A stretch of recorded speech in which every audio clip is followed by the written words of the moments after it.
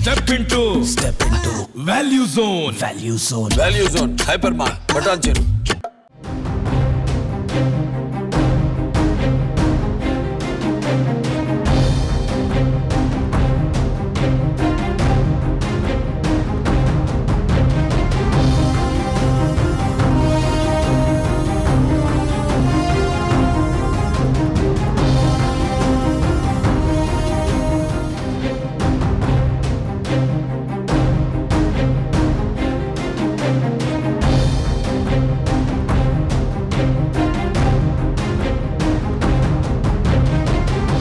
తెలంగాణ ప్రజల తీర్పుని బీఆర్ఎస్ ఏ కోణంలో అర్థం చేసుకుంటోంది?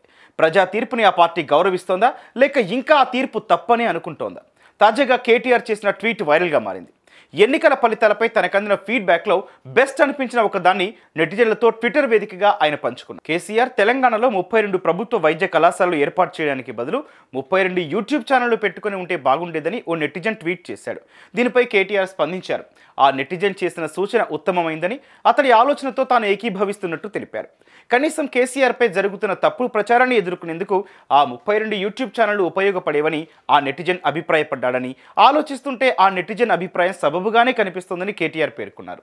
32 యూట్యూబ్ ఛానల్స్ పెట్టుకుని ఉంటే దుష్ప్రచారాన్ని ఎదుర్కోవడం సులభమయ్యేదని అభిప్రాయపడ్డారు. కేటీఆర్ ట్వీట్కి పాజిటివ్గా రియాక్షన్లు వచ్చాయి. ఇప్పటికైనా బీఆర్ఎస్ ఈ దిశగా ఆలోచించాలని పలువురు నెటిజన్లు కామెంట్ చేస్తున్నారు. ఇక డిసెంబర్ 3వ తేదీన వెలువడిన ఎన్నికల ఫలితాల్లో మిత్రపక్షం సిపిఐతో కలిసి కాంగ్రెస్ పార్టీ 65 అసెంబ్లీ స్థానాలు గెలుచుకుంది.